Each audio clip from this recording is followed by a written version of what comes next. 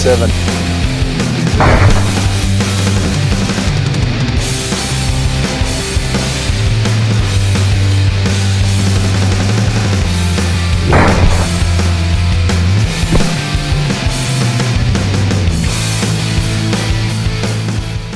Hey guys, and welcome to Ozzie Reviews. Well, today I'm checking out the Thompson Center Compass rifle in 308 Winchester.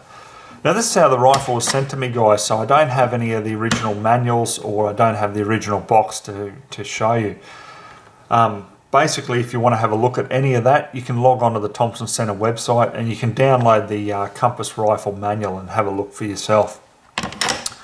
So this one here, as I say, is in 308. It's available in virtually every popular caliber you can think of, from 204 Ruger right up to 300 Win Mag.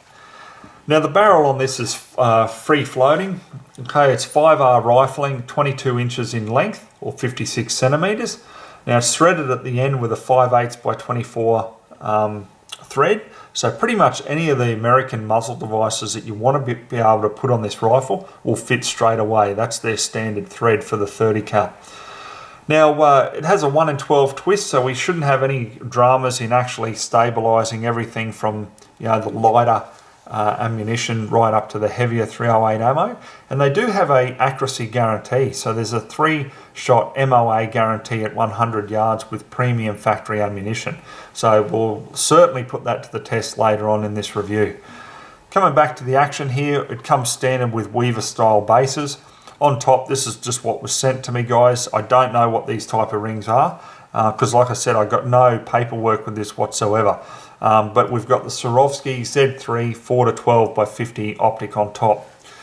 Now the bolt here is a short 60-degree throw, which is fantastic because it's not going to hit your knuckles on the actual optic when you're trying to cycle it fast when you're out in a hunting situation. Also, you've got 3 locking lugs on the front of the bolt. It's certainly not going to go anywhere. Once she's locked in, this thing is like a tank, honestly. I'm really impressed with how sturdy this feels. You've got a 3-position safety at the back here, so all the way forward like it is there. You can obviously fire, you can cycle the action, no problem at all. Move it back a click. You can still cycle the action, but it won't fire. Okay, you can pull the trigger, but it just won't fire. Then all the way back, it locks the action so you can't cycle it. You can still pull the trigger, but it won't fire. Then all the way forward, and then it's right to go. So the trigger is not too bad. I haven't touched it whatsoever. They do say that it's adjustable from 3.5 to 5.5 pounds. Okay, but you can just have a listen here. It is fairly crisp. Okay, a little bit on the heavy side, so personally I'd probably like to lighten it a bit. But like I say, guys, the review is exactly how the rifle is, and that's what we'll use when we're out in the field. Now the magazine here sits nice and flush, as you can see. It's a 5-round rotary magazine. So I've not seen this from Thompson Center before, but I dare say they're really, I guess, modelled off like the Ruger mags. I think Ruger were pretty much the first to come out with rotary magazines, but there's so many different manufacturers that are coming out with their own version now, and for good reason. You know, they don't protrude, they don't get in the way, and they fit just nice and snug. So having a look at the stock, guys, we'll do a run by from the rear. We've got the rubber kick pad here. It's pretty generous, and which is probably good because it is a fairly lightweight rifle. We've got the rear sling attachment there. Moving up, you can see the textured grip. On the bottom, we've actually got the Thompson Center logo, which I really like it when companies do that on their rifles.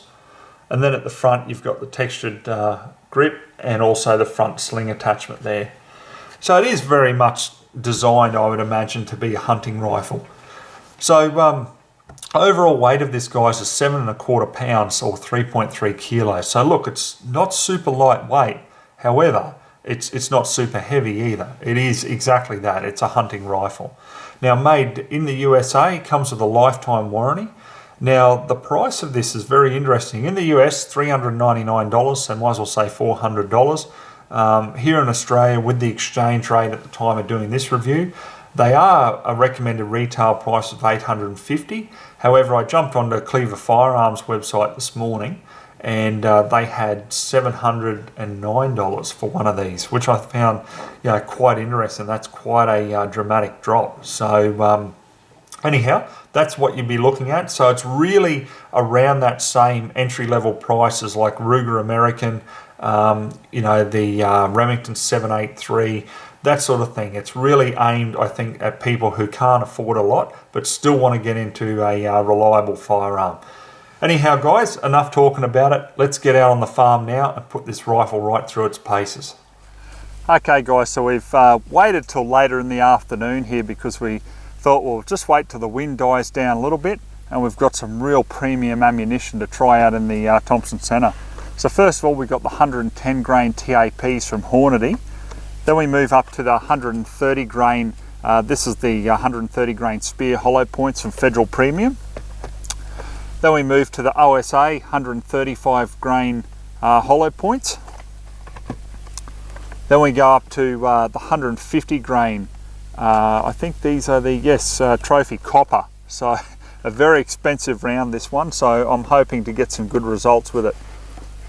And then last of all, we're going to try the 178 grain ELD-X Hunter from Hornady. Once again, very premium round, so I'm expecting a lot from this as well.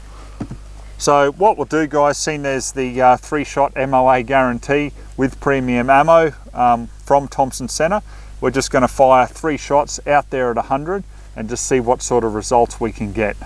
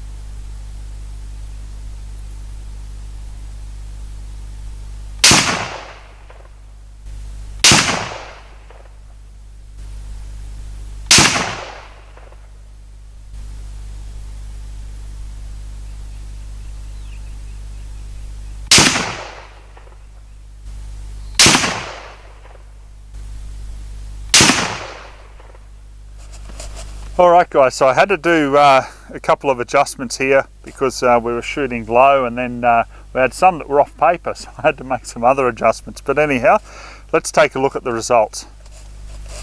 Okay, so the first was the TAPs from Hornady.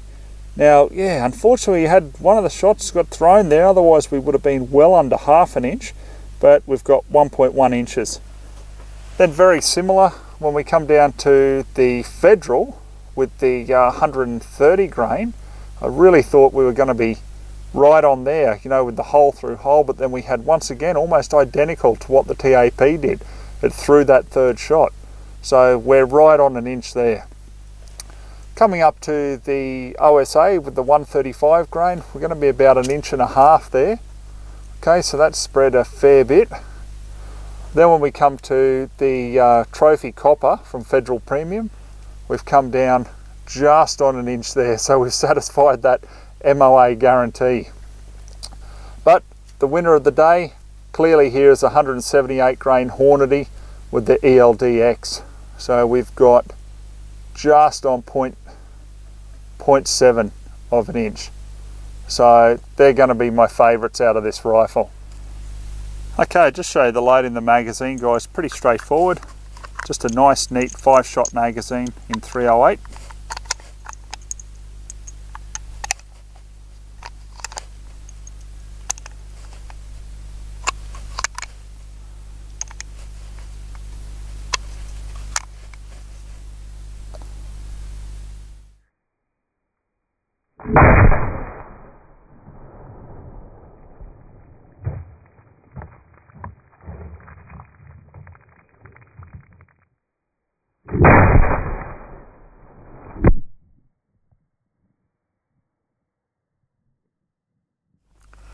Okay guys, I'm going to wrap up with my final thoughts on the Thompson Center Compass rifle. Now look, I think for the price it's a pretty good rifle. We finally got there with the MOA guarantee. I would have liked to have seen a better accuracy out of the rifle, to be quite honest. But in saying that, if you're doing your own hand loads, I'm sure it'll be quite achievable. Now with the actual bolt here, very, very sturdy. What I find is just the cylindrical knob here is a little bit too small for my liking. I'd like an oversized bolt knob, to be quite honest, but that's only my personal preference. The stock's going to take all the knocks out in the field. The trigger's not too bad on it. I definitely would be trying to lighten it, but you can do that because it is adjustable. There's a lot going for it as a all-in-one package for that entry-level price. Thompson Center isn't something that you often see in rifles here in Australia, so if you wanted something a little bit different, why not have a look at one? It may be just what you're chasing. Okay guys, hope you enjoyed the review, so till next time, we'll catch you then.